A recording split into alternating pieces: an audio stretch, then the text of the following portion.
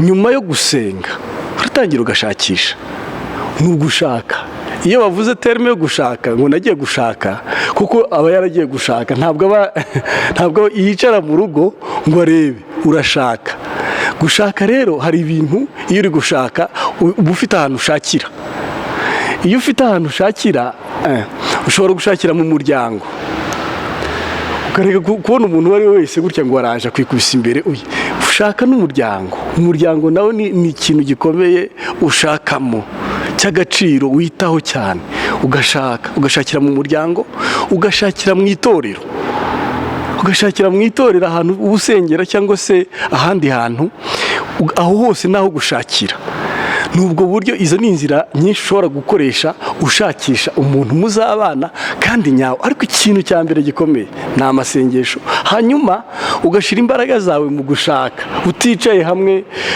Murabizi abantu birirwa bahana abagore kuri WhatsApp, abandi bakirirwa bahana ku ma Facebook atandukanye, bakirirwa gutyo. Ejo ukamusanga ugasanga n'umuntu kuko uramushatse ariko agukoreye ibintu bitangaje, yirirwa guca inyuma, yirirwa ari mu bindi bintu.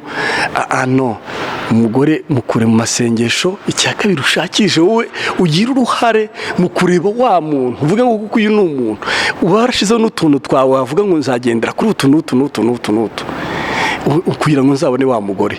Ashobora kutuzuza byose, ariko hari bike biri prioritaire ashobora kuvuga ngo agomba kuba afite izi ndangagaciro zawe waba warashizeho.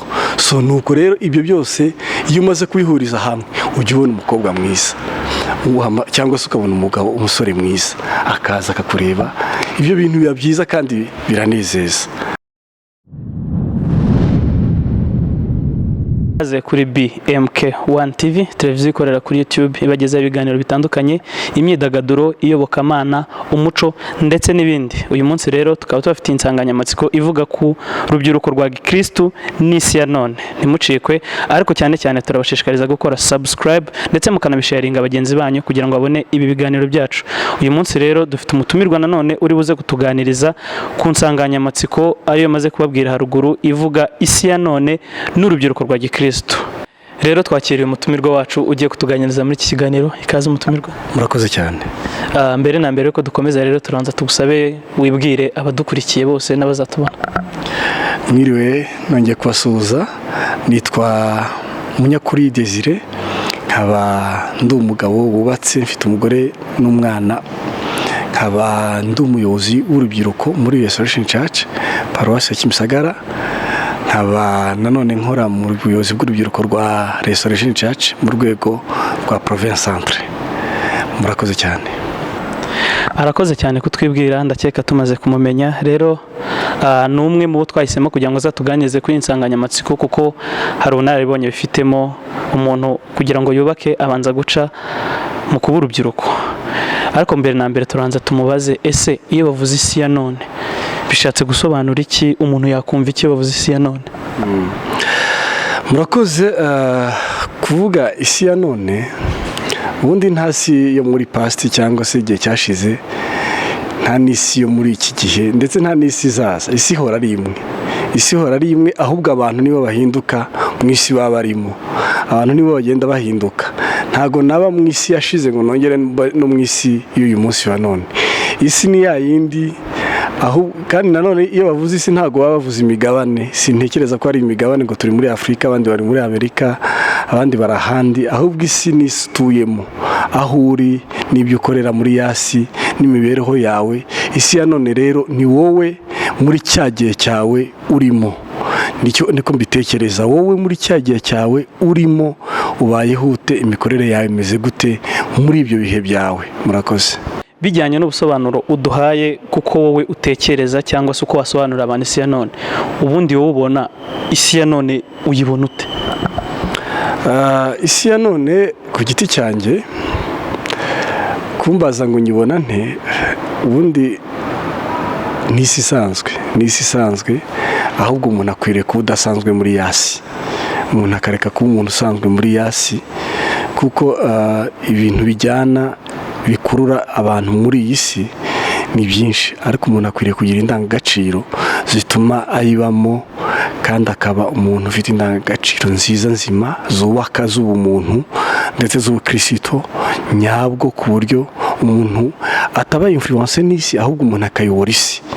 Nuko isi irashaka kutuyobora, ariko twagakwiriye kuyiyobora, twagakwiriye kuyifata nk'ikintu tuyobora, tukakijyana aho dushaka ko kibya kandi cyiza, kuruta ko iyo yatujyana tukajyana mbese akaba ari itujyana, ahubwo akaba ari twebwe tuyiyobora, tukayiyobora mu buryo twe dushaka, mu ndangagaciro nziza kandi nzima. Yes, murakoze. Ngize ikibazo kuko ndi kumva turi mu bya gikristo, turi kubaza urubyiruko rwa gikristo ko rugomba kwitwara. Ese wowe ubona urubyiruko rwa gikristo rwitwara gute mu isi ya none? Okay, urubyiruko rwa gikristo muri rusange, ubundi abakristo bagomba kugira indangagaciro za gikristo. Tureke n'urubyiruko n'abakecuru n'abasaza n'abapapa bakuru n'abamama bakuru, abantu bose bakwiriye kugira indangagaciro za gikristo. Iyo rero utangiye gutandukira isi ikaguha indangagaciro zayo, kuko irazifite, na isi nayo itanga indangagaciro zayo. Iyo rero utangiye gutandukira ugatangira kureka amahame y'ubumana y'ubukristo muri wowe, ugafata amahame y'isi, icyo gihe isi irakuyobora. Ariko urubyiruko, icyo narubwira, rukwiriye ku za ndangagaciro z'ubumana, nizo bakwiriye gutsindisha isi ya none, nizo bakwiriye kuyoboza isi ya none. Niyo mpamvu rero ntekereza ko ari bo bakwiriye kuyobora isi, ari bo bakwiriye kuba muri yasi, isi ikabigiraho kuruta uko bo bigira ku isi, kuko isi igiye izana ibintu bakabifata, aho niho haba hari ikibazo gikomeye. Ahubwo bakwiriye kuzanira isi ikintu, isi igafata cya kintu. Nuko mbitekereza. Birumvikana. None se wadusanishiriza isi ya none n'urubyiruko rwa gikristo? Okay, kubisanisha, nabumvise icyo muri gushaka kuvuga. Isi ya none ubundi abantu bashaka ukuntu abantu bayivuga, ni isi irimo ibyaha, isi irimo ubusambanyi, isi irimo intambara zitandukanye z'amashari, isi irimo ibintu niba navuga gute, ibintu byinshi bitari byiza, ubusambanyi, bujura, ubucakura, kutaba inyangamugayo. Rero ibyo bintu nimbisanisha n'ubukristo, biri buze kugora ubukristo. Iyo mirimo ntago buyemera. Ubukristo ni ukuvuka ubwa kabiri, ubukristo ni ukwemera Yesu, akagukura muri ya mirimo itari myiza, akakujyana mu gihugu cye cyiza kandi gifite indangagaciro zacyo zo kubaha Imana, zo kwikunda, z'urukundo, z'amahoro, z'umunezero, z'ibyishimo, zo kudakora amafuti. So rero nimbisanisha, biragoye gusanisha ibibi n'ibyiza. Ahubwo ibyiza twagakwiriye kuyoboza bya bindi bibi biri mu isi. Ba bantu bo hanze bafite ya mico itari myiza, bakaturebera bakavuga ngo aba bantu koko bafite icyo twabigiraho kandi kizima ndetse cyiza, reka tujye kugishaka muri bari abantu. Nuko mbitekereza. Murakoze. Ese umujene w'umukristo agomba kwitwara gute muri ibi bihe tugezemo, ari byo dushaka kwita cyangwa se ari byo twahaye izina y'isi ya none? Umujene w'umukristo, nakomeje kuvuga ku ndangagaciro z'ubukristo. Nibyo kintu akwiriye kugira muri ibi bihe, muri iyi si ya none. Akwiriye kugira indangagaciro zimuranga z'ubumana muri we. Ibyo rero ushatse kuvuga, hari ahantu Bibiliya ivuga, ndumva ari mu Efeso ibice 6:10, haravuga ngo ibisigaye mukomerere mu mwami no mu mbaraga ze z'ubushobozi bwe bwinshi.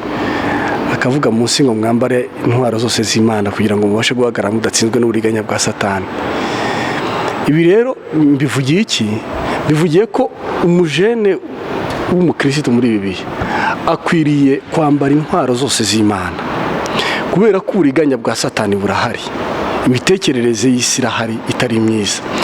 Akwiriye kwambara intwaro zose z'Imana, akambara ukuri, akambara ijambo ry'Imana, akambara amasengesho, intwaro zose z'Imana akazambara kugira ngo abashe gutsinda isi ya none.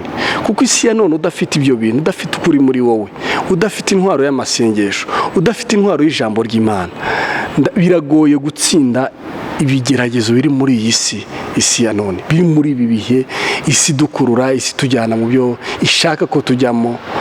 biragoye pe, ariko dukwiriye kugira indangagaciro z'Imana, intwaro z'Imana tukazambara muri twebwe kugira ngo tubashe gutsinda ibyo bintu bitandukanye bihari by'isi. Murakoze. Urubyiruko mufite amahirwe yo kugira abantu bafite ibitekerezo byagutse nk'uyu mutumirwa dufite uyu munsi, ariko nanone mfite ikindi kibazo ndashaka kubaza, ese umusore w'umukristo ni gute yahitamo cyangwa se ni gute yashishoza kugira ngo amenye umuntu bazabana, atore umuntu bazabana muri iyi minsi imeze gutya, abantu tw'isi si ya none y'ibyaha, ubona ari nka gute yahitamo uwo bazabana? Ikibazo ni cyiza ariko kigoye. Uriya guhitamo uwo muzabana ni sije nini kandi ikomeye, igoye ku buryo kuyisobanura mu mwanya twaba dufite itapfa gukunda, ariko ndabivuga mu magambo make kuko njye namuhisemo. Ikintu cya mbere ntabwo navuga mu buryo bwa rusange kuko sinzi abantu bazakurikira iki kiganiro cyangwa se abatubona bagiye bahitamo, ariko ikintu cya mbere umuntu akwiriye umujene w'umukirisitu akwiriye kurebaho ashaka umuntu bazabana ni ikintu cy'amasengesho. Amasengesho niyo avamo umugore ava hano mu masengesho. Niba ushaka kubaka mu buryo bwiza kandi buzima, urugo rukaramba, urugo rukaba urugo uzavuga ngo mfite urugo rwiza, ndi pare w'abantu benshi, ndi marene w'abantu benshi, ndi umuntu ufite abantu benshi bamureberaho. Ikintu cya mbere ukwiriye gukora mbere yo gutangira kurambagiza, mbere yo gutangira kujya mu bindi bintu bitandukanye, gupfukama imbere y'Imana, gushaka mu maso y'Imana ukavuga ngo Mana, ndashaka umuntu umeze gute. Imana ikaguha icyerekezo nyacyo kizima, ukabona gutangira kureba. Icya kabiri, nyuma yo gusenga uratangira ugashakisha. Ni ugushaka. Iyo bavuze terme yo gushaka ngo nagiye gushaka, kuko aba yaragiye gushaka, ntabwo yicara mu rugo ngo arebe, urashaka. Gushaka rero hari ibintu, iyo uri gushaka uba ufite ahantu ushakira. Iyo ufite ahantu ushakira, ushobora gushakira mu muryango, ukareka kubona umuntu uwo ari we wese gutya ngo araje kwikubisa imbere. Ushaka n'umuryango. Umuryango nawe ni ikintu gikomeye ushakamo cy'agaciro witaho cyane. Ugashakira mu muryango, ugashakira mu itorero, ahantu ubusengera cyangwa se ahandi hantu, aho hose naho gushakira.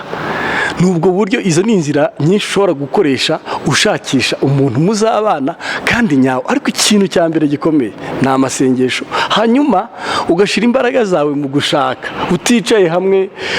Murabizi abantu birirwa bahana abagore kuri WhatsApp, abandi bakirirwa bahana ku ma Facebook atandukanye, bakirirwa gutyo, ejo ugasanga ni umuntu kuko uramushatse ariko agukoreye ibintu bitangaje, yirirwa guca inyuma, yirirwa ari mu bindi bintu. No, umugore mukure mu masengesho. Icya kabiri, ushakishe wowe, ugira uruhare mu kureba wa muntu, uvuga ngo kuko uyu ni umuntu uba warashizeho n'utuntu twawe, wavuga ngo nzagendera kuri utu n'utu kugira ngo nzabone wa mugore. Ashobora kutuzuza byose, ariko hari bike biri prioritaire, ashobora kuvuga ngo agomba kuba afite ibi n'ibi, izi ndangagaciro zawe waba warashizeho. So nuko rero ibyo byose iyo umaze kubihuriza hamwe, ujya ubona umukobwa mwiza cyangwa se ukabona umusore mwiza, akaza akakureba. Ibyo bintu biba byiza kandi biranezeza. Ikintu wari ukomojeho cy'uko umuntu agomba gushaka, uvuga ko agomba gushaka mu muryango.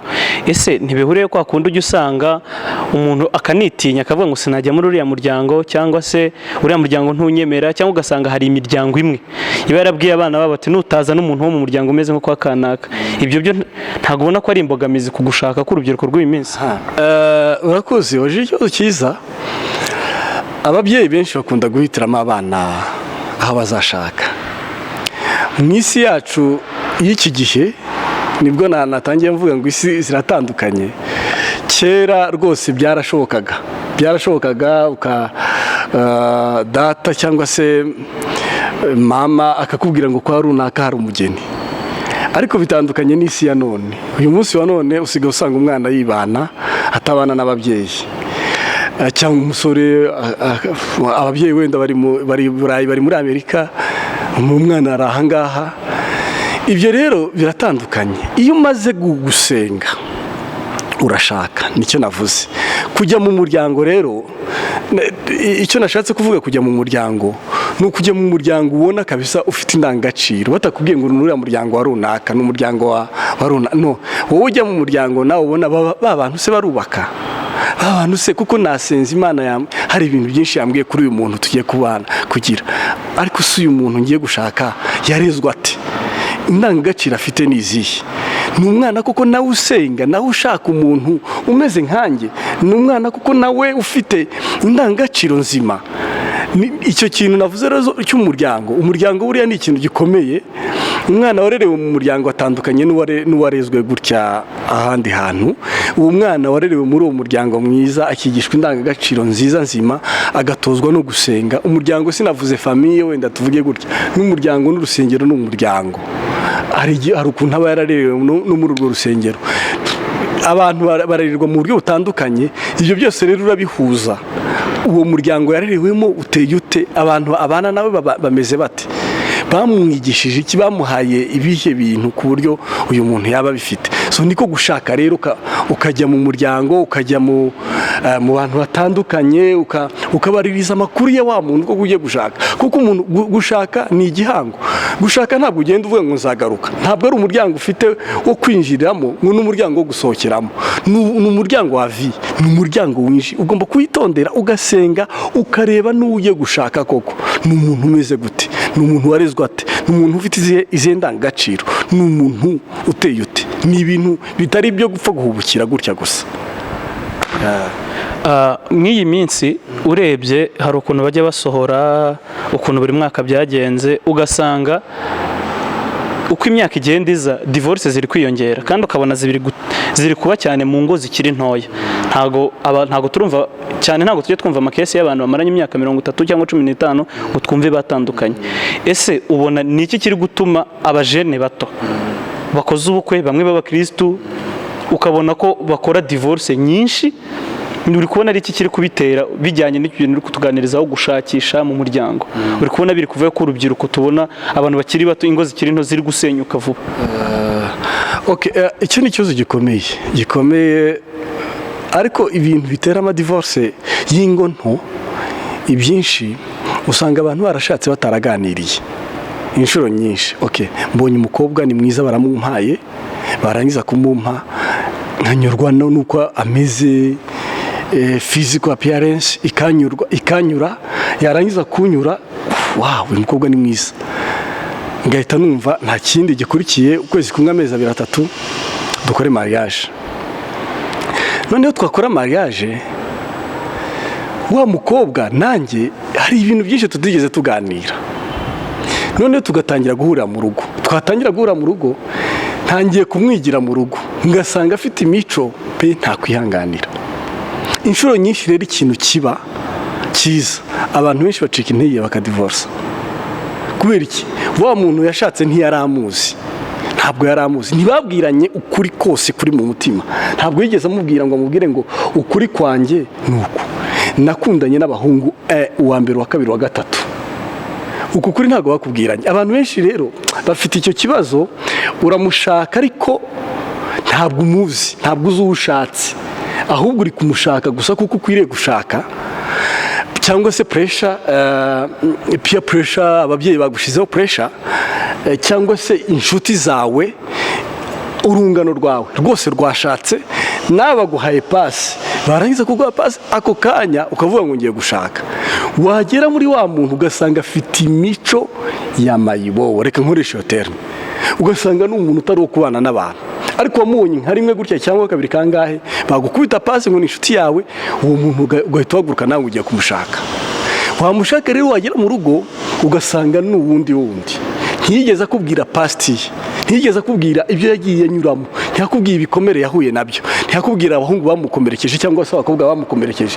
Icyo gihe atakubwiye ibyo bintu byose, akaza akabizana mu rugo, akaba wa mukobwa wenda w'amaganya mu rugo, akaba wa mukobwa umubwira ko mwatangira kujya mu bintu bya sexe mu rugo bigatangira kunanira umugabo cyangwa se kunanira umugore, agatangira kugukompara n'abandi bose yagiye ahura nabo. Ibyo bintu byose rero iyo bibaye, muri hangana ndavuga kuri nyako, iyo bibaye ikintu kiba nta kindi, mwese mujya mutangira gutekereza abo mwasize. Iyo mutangiye gutekereza rero abo mwagiye musiga hirya, urugo ruba rwatangiye gusenyuka, mutangira kugenda murekura bimwe, ukumva nta kiguhagije, nawe ntukimuhagije, akumva hari ibintu ukeneye utamubonaho, ukajya kubishaka ahandi.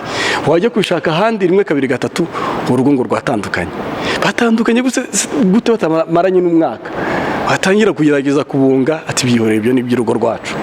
Muri make nta mwanya wo kumenyana abasore bafite muri iki gihe n'abakobwa, nta mwanya wo kubwizanya ukuri kwababayeho mbere y'uko bahura, kuko kubwizanya past ngo amubwire ndaguha pasi ukayifata, wayifata tugapanga save the date igasohoka, ubukwe burabaye, umuntu ushatse ntumuzi, warangiza nawe ntakuzi, mwahurira mu rugo mugatangira kwigana. Nimutangira kwigana, ibiri bube nyine ibiri buve mu masomo yo kwigana kwanyu, harabamo gutandukana, nako kuraba kuri araba ari option ishobora kuba yazamo.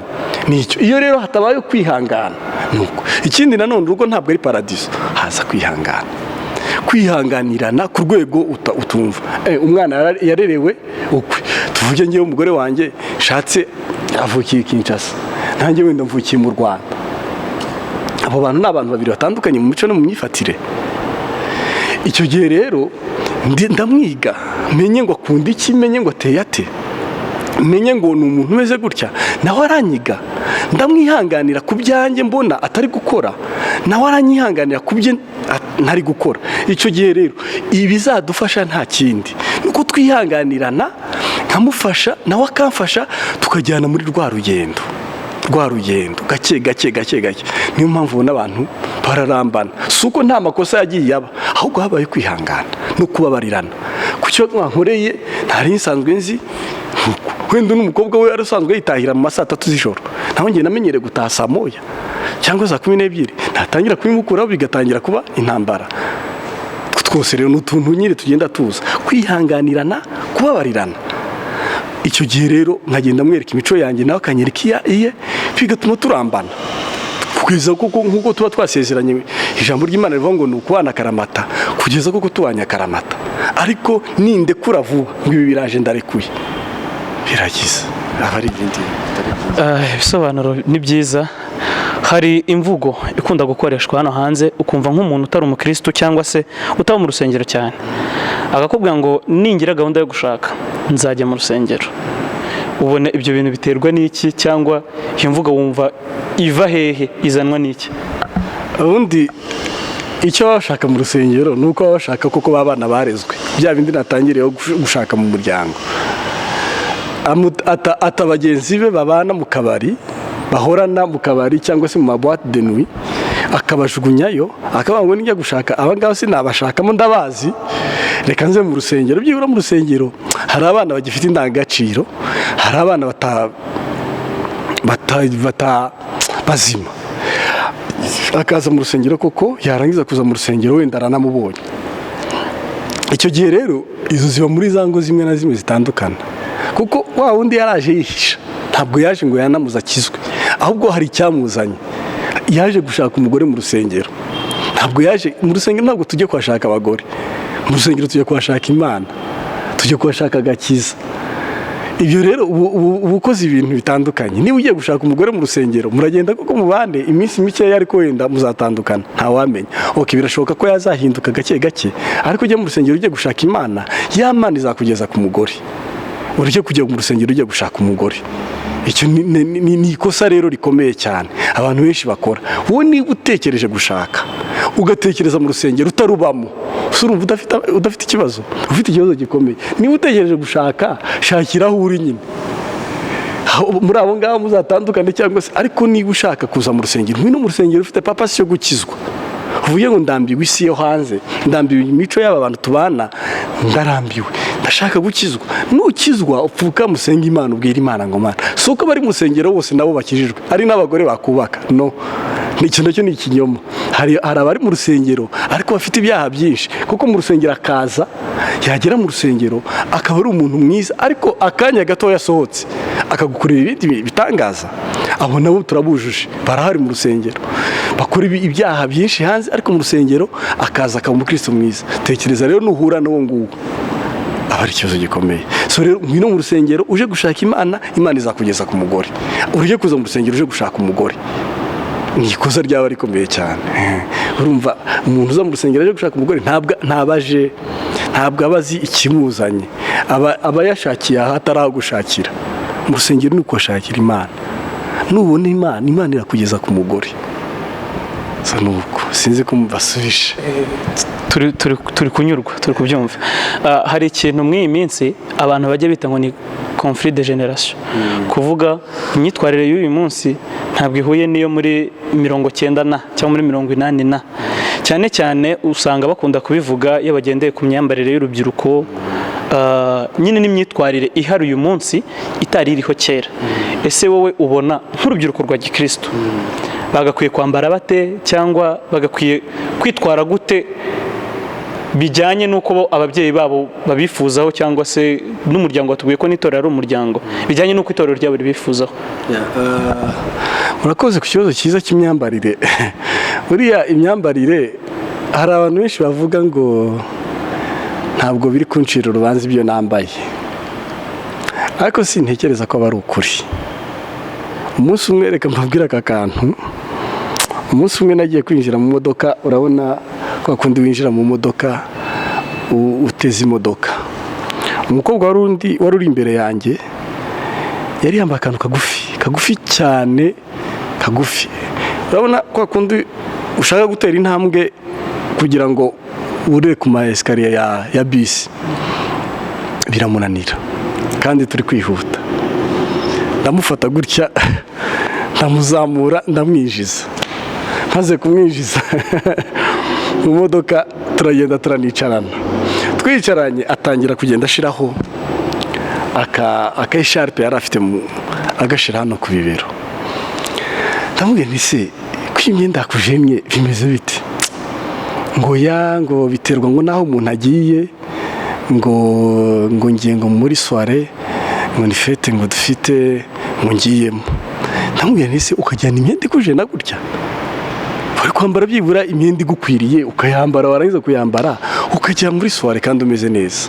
Nuko mwari kumwingiye ngo ntabwo iri kuncira urubanza. Ni icyo kintu yahise ambwira. Ariko ntabwo iri kugucira urubanza, ariko nawe yakujennye. Reba umwanya umaze hariya, ubu siyo ntagufasha.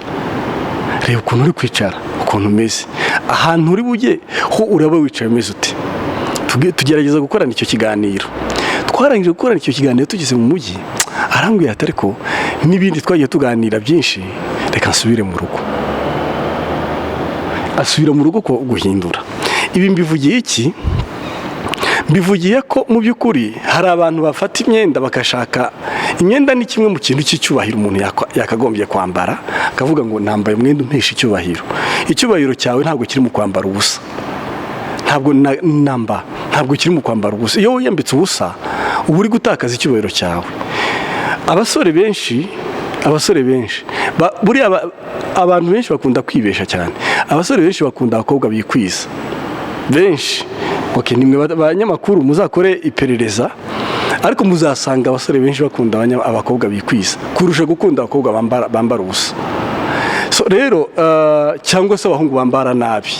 Hari imyambarire nyine nayo ntajya kudefinisa none ngo mvuge ngo iyi ni, ariko mu by'ukuri kwambara neza, hari ijambo ry'Imana rivuga ngo mwiha agaciro nk'abakozi b'Imana bagabura ibyayo. Ibyo bintu rero uba ukwiriye kwambara umwenda ukavuga ngo ariko uyu mwenda umpesheje agaciro nk'umukozi w'Imana ugabura iby'Imana. Okay, turi kuganira n'urubyiruko rw'abakirisitu. Umwenda nambaye urampesha agaciro ngewe nk'umukozi w'Imana ugabura iby'Imana. Umwenda nambaye urubahisha umuryango wanjye. Imyenda nambaye, okay, harimo conflit de generation, nicyo wanahereyeho. generasiyo ya kera nyine iratubwira ngo twataye umuco ntabwo tukicyambara neza, turambara amacupa, turambara se utumini, turambara se amajipo maremare ariko afite amapasura ageze hehe, turambara twasize igituza gutyo. Kuko izo conflit de generation zirahari, ariko mu by'ukuri imyambarire biterwa n'igihe abantu bari bagezemo. Ariko nanone wowe niba imyambarire ihari, ambara wowe biguhesha icyubahiro, nawe ubwawe wumva ko mu mutima wawe unyuzwe nabyo. Ureke kwambara kuko abantu bakubwiye ngo wambare. Hari abantu ushobora kujyana nabo bakaba bambaye gutya, nawe ukifuza kwambara nka kwa kundi, ariko wikwifuza kwambara iby'abandi, wambara ibyawe, baba wowe.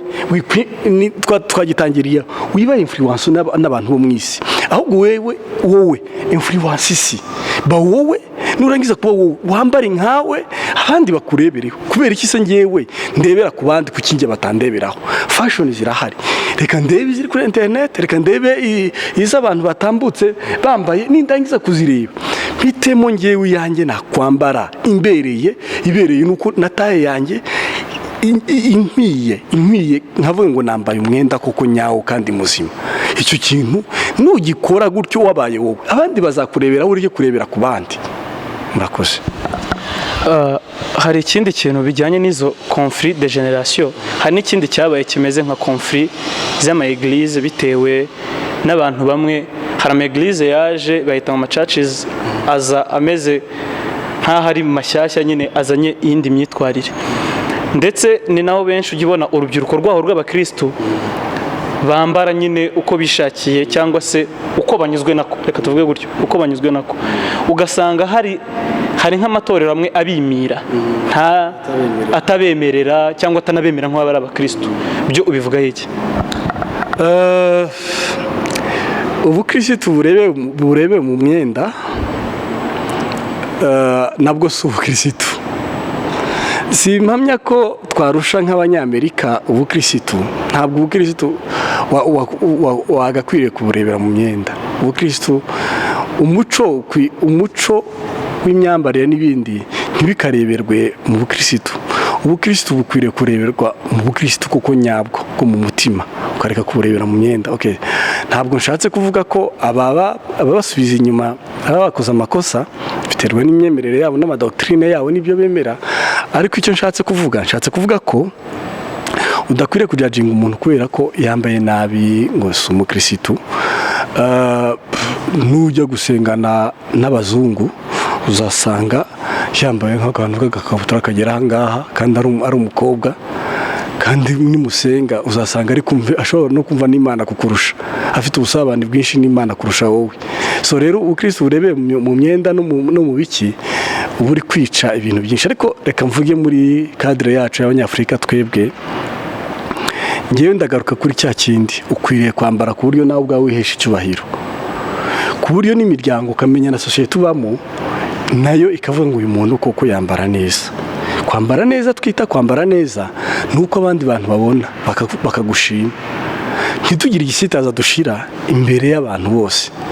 Wowe ambara neza, wowe wihesha icyubahiro, n'abantu bavuge ngo uriya muntu yambaye neza, yambaye ibintu bizima bigize, atari babandi baguhaye ibyo kwambara. Hari abaguha ibyo kwambara cyangwa se hari abaguha amasitire ngo wambare ariko atari ayawe watekereje.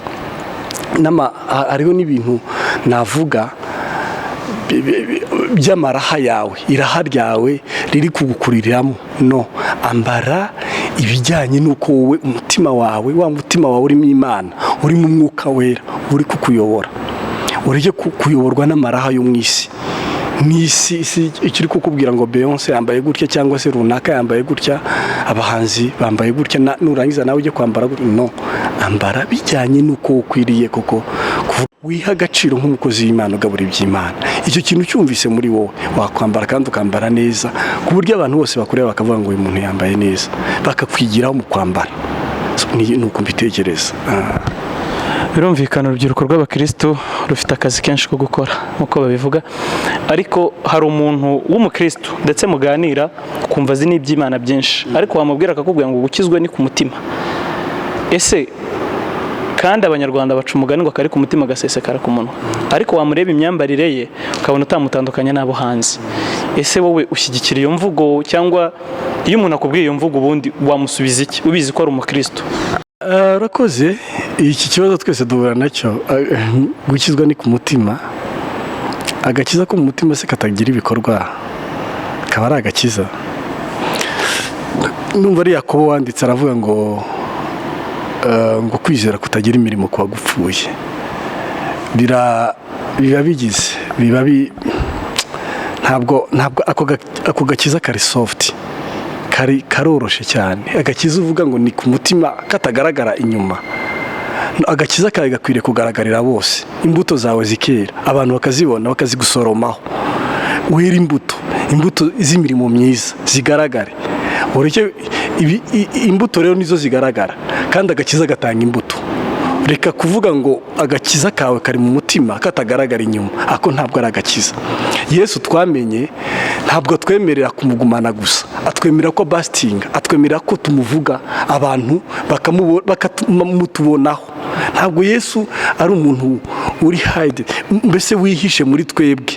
Akwiriye kwihisha muri twe, akwiriye kuza muri twebwe, ariko anadusaba ko tumubwira abandi. Agakiza rero ko mu mutima kari aho ngaho gusa ngo kari mu mutima, ntabwo ari agakiza nyako. Kakwiriye no gusohoka abantu bakakabona, abantu bakabona uriya muntu koko yera imbuto z'imirimo myiza, yera imbuto z'agakiza, kandi izo mbuto ziragaragara. Imirimo ya kamere iragaragara, n'imbuto z'umwuka ziragaragara. So rero agakiza kawe katagaragara waba utubeshe, nikagaragare abantu bakabone, tukabonesha amaso yacu, tuvuge ngo uriya muntu koko yera imbuto arakijijwe. Yes, nuko nguko ntekereza. Bijyanye na Bibiliya, ushingiye kuri Bibiliya, kuko uri umugabo ndetse urubatse, usoma Bibiliya, wabaye n'umujene, urabizi, wumva urubyiruko rwa gikristo rwagakwiye kwambara gute bijyanye n'uko Bibiliya ivuga?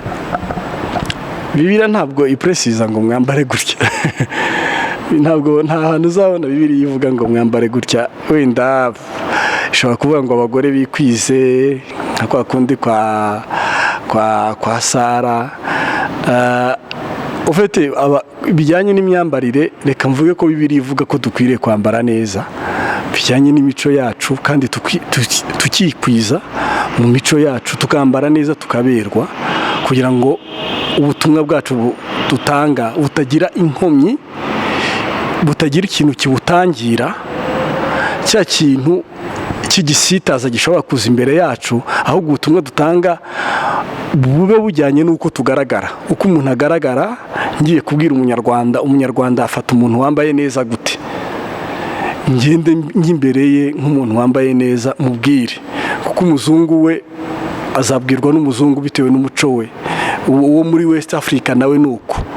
Ariko ngewe se umunyarwanda, umukongomani, Kenya, umuntu wahangaha muri aka gace kacu ka Uganda, ka Tanzania, uwo mu Burundi, uwo muntu nimubwira ubutumwa bwiza akaburebera ku myambarire yanjye, azavuga ngo uyu muntu ko wakwiriye kumbwira ubutumwa. Icyo kintu nicyo mba nkwiriye gutekerezaho, kandi mwese muri abantu bakuru muzi neza uko imico yanyu bifata umuntu wambaye neza. Gerageza kujyanisha na bwa buryo, ureke kuba umuzungu utari we. Icyo nicyo kibazo, nicyo nakomeje. Identite yawe ni iyihe? Wowe gira identite yawe, abandi bayikurikire. Hari ikindi kibazo ngize tukiri kuganira kuri ibi bintu bya conflit de generation. Urabona kera nta terambere ryari rihari, ariko uyu munsi dufite iterambere, dufite internet, dufite televiziyo. Umuntu aramenya icyabereye muri Amerika mu masegonda make. Ese ubona byo by'influence gute urubyiruko rwa gikristo, cyangwa ubona bibatera iyihe myitwarire itari ikwiye mu buzima bw'abakristo? Urakoze, nibyo nakomeje kuvuga. Reka iriya se tureba, kuko turi mu bihe WhatsApp zirahari, Twitter, ibintu, social media menshi aruzuye. None ugiye kuri social media ushaka kureba imyenda, none wayibona. Ariko nicyo nakomeje kuvuga, wowe ureke kuba influence n'isi. Isi ngo ikubwire ngo ambara gutya, igutegeka ibyo ishaka. Wowe nurangiza kuba wowe, urakora ibyawe, abandi bantu nabo babirebere. Kuki wowe utakwemvanta? kuki wowe utashiraho ibintu abantu bakabireba? Kuki wowe wahora wumva ko ukwiriye kurebera ku bandi uko bateye nawe ngo bari ugira ukibirebe, nurangiza kubireba uvuge ngo no, ibi ndabigaye, ariko ibyanjye nanjye nkwiriye gushira imbere nibi reka mbishira imbere, ukaba wowe ukareka kuba influence n'isi.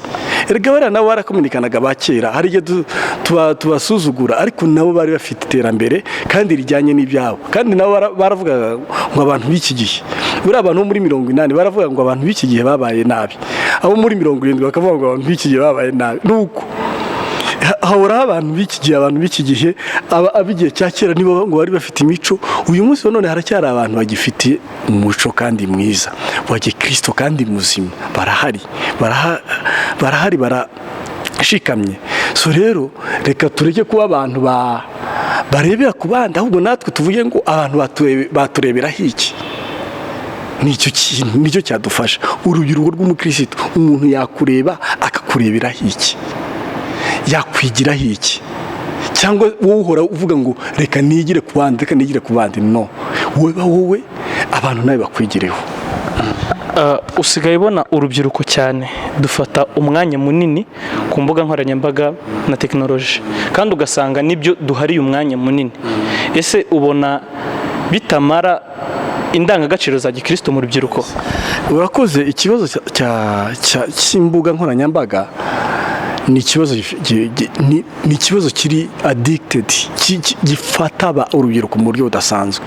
Ushobora kubwira umuntu ngo ngwino dusenge iminota 30, akananirwa gusenga iminota 30, ariko akamara amasaha 6 ari kuri WhatsApp asubiza ama message, ari kuri Instagram, ari ku bintu. Icyo ni ikibazo gikomeye. Ariko izi social media nitwe dufite amaki, telefone yanjye ntayifunguye nta wayifungura, mfite ki yayo, wabishatse none wayifunga, ukayigenera amasaha, ukavuga ngo amasaha yanjye ya WhatsApp nayo, amasaha yanjye y'ibi nibi nayo, amasaha yanjye yo kwegerana n'Imana nayo, ibihe byawe ukamenya ukuntu bijera. Ariko telefone ikareka kugutwara ubwenge ku rwego uje telefone ikujera y'ubwayi ikakujera. No, umuntu ujera telefone yawe ireke kukumara, binatumara n'amavuta, bitumara n'ubusabane n'Imana. Ugira umwanya wo gusenga, ugira umwanya wo communication n'abandi, ugira umwanya wo kwita ku muryango wawe. Ariko usigaye ujya nko mu rugo gusura abantu, ugahita usanga nk'abantu 5 buri wese ari kuri WhatsApp ari kugira gutya. Murumva ese turimo kuyeganamo? Nta umwanya w'ibiganiro ntukibaho ngo muganire nka famiye, ariko mwese murinjira, barava ku kazi, umudamu afite telefone, umugabo afite telefone, umukozi ateke, narangiza guteka, abana bari mu rugo bafata amatelefone, nibarangiza gufata amatelefone mutangira mu communication zaba ryari, bazababwira ko mu rugo byagenze gute. Ibi ni ikibazo gikomeye. Ariko umwanya wa WhatsApp urahari, umwanya w'umuryango urahari, umwanya w'Imana urahari, umwanya w'ibintu byose ukwiriye kuwugira. Niba ushaka koko kuba umuntu nyawo wuzuye, gira umwanya wa buri kintu cyose. Murakoze. Hari ibindi tujyanye ku ibyo bya tekinoloji ari byo tugezemo, hari ikindi kintu usigaye ubona ubu nta rubyiruko rw'abakijijwe nirwo ndi kuvugaho, ubona bakijyana Bibiliya mu ntoki kubera zaje muri telefone. Ese ubona bituma basoma Bibiliya cyangwa telefone ituma basoma ibindi kuruta uko basoma Bibiliya? Kuko umuntu akijyane ikiri hadi wabonaga wenda agerageza kuyisoma, ariko se ubona ibi byo gutunga ikintu cyose muri telefone, ubona ku rubyiruko nibyo byiza kuruta ibyari biriho mbere? Urakoze Safari, bifite avantage na desavantage. Hari gishobora gufungura WhatsApp gutya, telefone gutya, wayifungura ugiye gusoma Bibiliya, ugahita ubona message ya WhatsApp iraje, notification yaza, ugahita unayifungura. Wari ugiye gusoma Bibiliya ariko uyisoma. Nyine izi social media ziri mu matelefone yacu ziri influencing cyane. Ariko ufashe telefone, niyo mpamvu navuze ngo buri kintu cyose kigenera igihe. Telefone ishobora kugufasha gusharinga ijambo ry'Imana mu buryo bworoheje, ishobora kugufasha kurisoma aho uri hose. Niba uri muri bus ukayisoma, ishobora kugufasha ugashiramo headset, ama écouteurs, washiramo ama écouteurs ukayashira mu matwi ugatangira kuyumva, hari ama Bible audio ugatangira kuyumva uri kugenda. Ibyo byose bishobora kugufasha pe. Nta simbyanze rwose ko WhatsApp Bibiliya yajya muri telefone, ni byiza mu buryo bumwe, ariko mu bundi buryo nanone hari igihe iyo utazi kubijera ufata umwanya wa Bibiliya ukawugira wa social media wari umwanya wa Bibiliya, wowe wabijeye neza ntacyo rwose byakwica, ntacyo byakwica. na hadi nazo ni nziza, ziracyadufasha cyane kandi ni nziza rwose. Murakoze. Dukomeje, muri iyi minsi hari icyorezo cyangwa se icyago cyagwiriye isi, COVID-19. Abantu benshi b'urubyiruko cyane cyane bari mu ngo iwabo, hari ibintu bitandukanye bari gukora. Ese ni iyihe nama cyane cyane aba bakristo, ni iyihe nama wabagira mu gihe basa nkaho bafite umwanya munini wo kuba mu rugo? Ni iyihe nama wabagira? Urakoze. Inama nabagira tuje ni yayindi, menye igihe cya buri kintu cyose. Ese ibyo tukora iki? Fata umwanya byibura wo gusenga. Ese ibyutse ukora iki? Fata umwanya wa siporo. Iyo byutse ukora iki? Hari umwanya w'ijambo ry'Imana ufite mu munsi wawe wo gusoma ijambo ry'Imana. Iyo byutse ukora iki? Hari umwanya wo kuganira mu muryango ufite. Iyo byutse ukora iki? Nibyo bintu ukwiriye kwibaza. Warangiza ukiyubaka wowe muri wowe ukiyubaka, ukavuga ngo ndashaka iki n'iki, ugapfukama ukajya imbere y'Imana ugasenga.